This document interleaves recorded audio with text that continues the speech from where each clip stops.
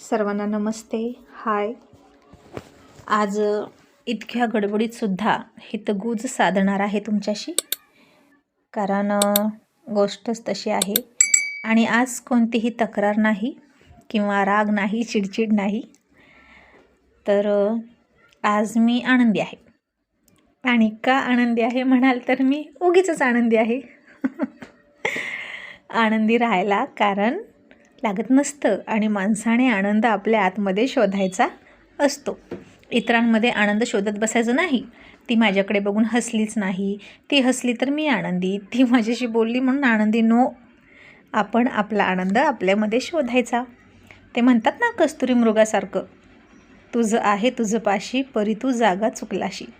आपल्याकडे सगळं असतं, प्रत्येक व्यक्तीकडे सगळे गुण असतात.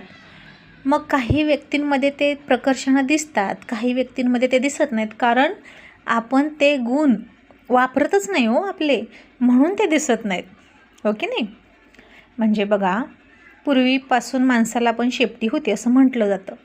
तर ती शेपटी आता का नाही आपल्याला? कारण आपण ती वापरलीच नाही. मोठ्या नख्या पण होत्या, पण ती नख्या पण गायब झाल्या. कारण का? तर त्या नख्या आपण वापरल्या नाहीत. म्हणजेच काय? तर माणसाची उत्क्रांती होत असताना जे वापरलं गेलं वारंवार तेच टिकलं आणि जे वापरलं नाही ते गायब झालं. म्हणजेच प्राण्यांचे खूप प्रकार असतात, हे यामुळेच असतात. तसंच मेंदू आहे की नाही? आपल्यातला मेंदू आणि आपल्यातला एखादा गुण जर वापरला ना तर तो जास्त चालतो, आणि नाही वापरला ना त्याला गंज चढतो. आहे ना तुम्हाला माहिती म्हण किंवा एक लाईन आहे बघा की मेंदू वापरा नाही तर त्याला गंज चढतो. कारण जे हत्यार आपण वापरत नाही त्याला गंज लागतो ना. म्हणून मेंदूही वापरावा. आणि आपल्यातले जे गुण आहेत, मला जे मेन सांगायचं आहे काय, की आपण आनंद आणि आपल्यामध्ये शोधावा. आणि आपल्यामध्ये सगळे गुण आहेत आणि ते गुण आपण नेहमीच दाखवले पाहिजेत, वापरले पाहिजेत. हो की नाही? स्वयंपाक रोज रोज कराल तर चांगला स्वयंपाक येईल, रोज रोज वाचाल तर चांगलं वाचाल, रोज चांगले विचार कराल तर चांगला विचार कराल, रोज धावाल पळाल तर आरोग्य उत्तम राहील. हो की नाही? तसंच रोज आनंदी राहण्याचा प्रयत्न केला ना तर तुम्ही रोज आनंदी राहाल. या उलट सतत सतत दुःखी राहाल ना तर दुःखी राहायची सवय लागते. म्हणून आनंदी राहा, बी हॅप्पी. तर मी आज खुश आहे आणि आत्ताच एक पोस्ट टाकली. ती पोस्ट वाचल्यानंतर तुम्ही अभिनंदन करणारच आहात, म्हणून सुद्धा तुमचे आभार. आणि सकाळी पण एक पोस्ट टाकली होती, कोणीतरी कमेंट केली होती की ताई मोठा भाग टाका. बापरे, म्हटलं बहुतेक यांना ना टाईमच कळत नाही. म्हणजे जावे त्याच्या वंशा तेव्हाकडे म्हणतात ना, ते हे असं. मला लिहायचं होतं काल तन्वी अर्जुनची, पण मला नाही सुचले आणि म्हटलं सुचण्यात खूप वेळ जाईल. रोहित राणी सध्या स्पीडमध्ये आहे स्टोरी आणि खूप सुचतं आहे. आणि स्टोरीमध्ये आता खूप इंटरेस्टिंग मोडसुद्धा आला आहे. त्यामुळे काय होतं माहिती आहे का, स्टोरी अशी सतत सलग चालली ना आणि पठार अवस्था येते आणि काही सुचत नाही. एखादा छान टर्निंग पॉईंट घेतला की गाडी कशी धावते तसं होतं मेंदूचं, स्टोरीचं.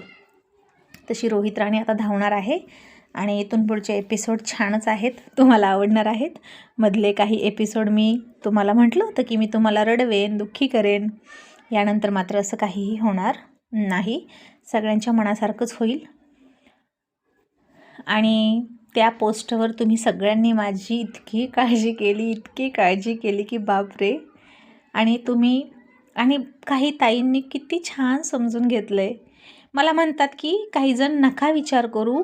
एक पोस्ट अशी होती की ताई नका ना विचार करू, ते मुद्दाम करतात आणि तुम्ही त्रास करून घेता. खरं सांगायचं तर माझ्यामध्ये जी तळमळ आहे ना माणसं सुधारावी ही, ती तळमळ मला गप्पच बसू देत नाही. प्रत्येक व्यक्तीकडे मी लक्ष देत राहते आणि अशा व्यक्ती जर माझ्या शेजारी असत्या ना तर मी सुधरूनच काढल्या असत्या. आणि माझ्या सतत प्रत्येक गोष्ट मनावर नाही घेत मी, लक्षात घ्या, मी मनावर नाही घेत, ती माझ्या मेंदूत राहते. आणि समोरच्या व्यक्तीमध्ये हा दुर्गुण का आहे म्हणून मी त्या व्यक्तीला सुधारवण्याचा प्रयत्न करत असते. आणि माझा तो पेशा आहे, विद्यार्थ्यांमधले दुर्गुण काढून टाकायचा आणि त्याला सद्गुणाच्या मार्गावर चालायला लावायचं. आणि म्हणून मला नाही होती सवय. माझ्या या सवयीवरून तुम्हाला कळलं असेल की मी काय प्रकारची टीचर आहे, हो की नाही. माझ्या मुलांना तुम्ही विचारलं ना, माझं नाव घेतलं की मग ते लांबूनच पळून जातात. आणि नाव ठेवलं आहे माझं दहशत. शाळेमध्ये नाव माझं आहे दहशत. असो, हे नाव मी अभिमानानं मिरवते, दहशत. तर दहशत आहेच आपली दहशत. आणि मला नाही आवडत कुणी दादागिरी केलेली माझ्यावर विनाकारण. कशासाठी दादागिरी करायची? मग आपण काही कमी दादागिरी करतो काय? दादागिरी सगळ्यालाच येत असते, पण ती आपण हवी तिथंच दाखवतो. अरे तर का रे, आहो तर का हो. तुम्ही नम्रतेने बोलाल तर मी त्यापेक्षा नम्र आहे. भले तरी देऊ कासेची लंगोटी, नाठाळांच्या माती हाणू काठी. तुकाराम महाराजांचा अभंग आहे. आणि मी तुकाराम महाराजांची जबरदस्त फॅन आहे. त्यांचे अभंग वगैरे, त्यांचं सडेतोड बोलणं आणि समाज सुधरवण्याची तळमळ, समाज प्रबोधनासाठी त्यांनी केलेलं काम खूप मोठं आहे.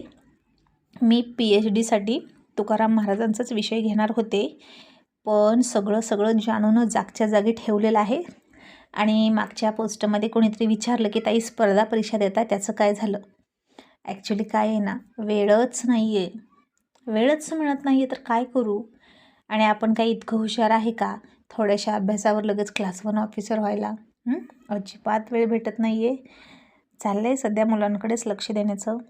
वय आहे त्यांचं आणि आपलं वय संपतं आहे, त्यांचं वय वाढतं आहे. तर असो, सुखी आहोत. जितकं मिळतं आहे त्याच्यामध्ये खूप सुखी आहोत. मला ना जास्त हाव नाही. राणीसारखीच मीही आहे. ॲक्च्युली आता तिला मीच उभं केलं आहे, म्हणजे माझेच विचार आहेत तिच्यामध्ये. तर मला जास्त हाव नसते. आज खाल्लं की बास, दुसऱ्या टाईमची मी चिंता करत नाही. देणारा तो आहे, तो देतो. आणि आजच्या आवाजाबद्दल म्हणाल तर थोडा कोल्ड कप आहे. पाऊस आहे ना सध्या. आणि सकाळी 5:30ला उठून मी व्हॉईस देत होते, त्यामुळे तो तसा आवाज होता. गाण्याचा आवाज कसा आला कुणास ठाऊक तुम्हाला. मी रिपीट ऐकलाच नाही, वेळच नव्हता. आणि पुन्हा मला 8:15ला निघायचं होतं, त्यामुळे मी पटकन ते व्हॉईस दिला, तयार करून अर्धी राहिलेली पूर्ण केली आणि टाकलेला होता. आणि हल्ली काय होते सांगू, खूप झोप येते हो. पूर्वीसारखं 1 वाजेपर्यंत जागरण जमच ना, का कुणास ठाऊक आपोआप डोळे झाकतात, त्याच्यामुळे असं होतंय. आणि काही जण म्हणाले की एक शशीचंद्राची स्टोरी कमी झाली तर तुम्ही दुसरे भाग टाका ना, जास्त भाग टाका ना. तुमच्या अपेक्षा खूप आहेत, मला माहीत आहे. अपेक्षा या अनलिमिटेड असतात माणसाच्या, पण अपेक्षा कमी ठेवायला शिका. आणि नाही पूर्ण झाल्या तरी खेळकरपणे राहायला शिका, हे सांगायचं होतं. आणि गुडघा दुखायला लागला आहे. मी चालत येते ना, का कुणास ठाऊक येताना फार गुडघा दुखतोय, पेन होतात गुडघ्यामध्ये. आणि आता उद्या काय होतं आहे कुणास ठाऊक. तर ठीक आहे. आणि प्रतिलिपीचं प्रमाणपत्र येतं आहे. आणि आणखीन एक येणार आहे मॅरेथॉन लेखक म्हणून, कारण एकाच वेळी मी खूप स्टोरी लिहिते ना प्रतिलिपीवर. रोज 4-5 एपिसोड आपले जातात, त्यामुळे मॅरेथॉनमध्ये जिंकले असेल कदाचित.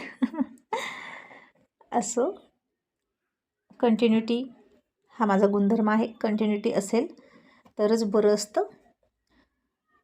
बाकी तुम्ही सगळ्यांनी आज खूप आस्थेनं विचारपूस केली, खूप बाजू घेतली. आणि एक ताई तर म्हणाल्या, तुम्ही माझ्याजवळ असता, नेहाते बहुतेक का कोण, तनुजा नेहाते ताई, तुम्ही जवळ असताना ताई तर रोज डब्बा दिला असता. हो, मीही हक्कानं घेतला असता.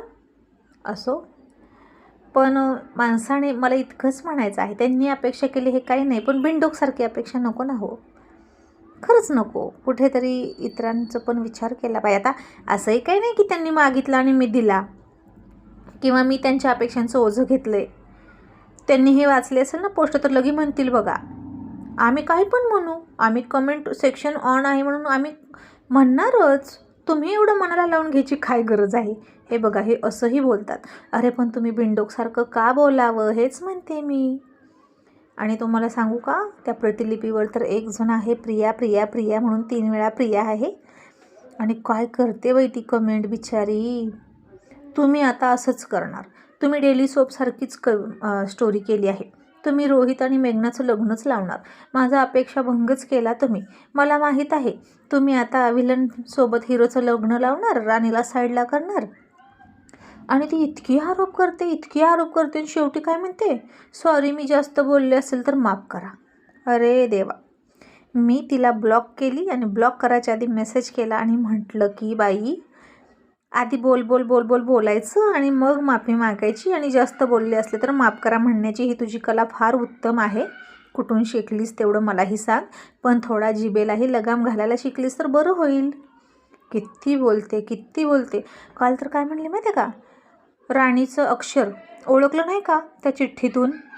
याचा अर्थ तुम्ही सूर्यवंशी फॅमिली बावळट दाखवली, बिंडोक दाखवली, अशीच म्हणली मला ती. अगं बाई म्हटलं तिला, काही परिस्थिती अशी असते की ती आपल्या हातातच नसते. काही गोष्टी अशा परिस्थितीत नाही लक्षात येत लोकांच्या, कळलं का. आणि राणीचं हँडरायटिंग चेक करत बसायला तिथं आहे का राणीचा एखादा पुरावा. रोहितनं सगळा जाळून टाकलाय ना. बरं, आता एखाद्या सिनेमासारखं सुद्धा असतं, काही गोष्टी धराव्या लागतात गृहीत कथेमध्ये वगैरे. तुम्ही जर असं वकिलासारखं घेऊन बसला ना माझ्या स्टोरीवर हातोडा घेऊन, तर मग झालं कल्याण.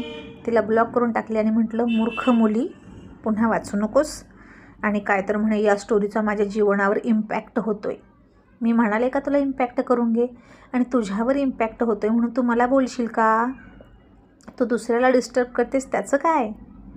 कशीही बोलते रडण्याची इमोजी टाकते.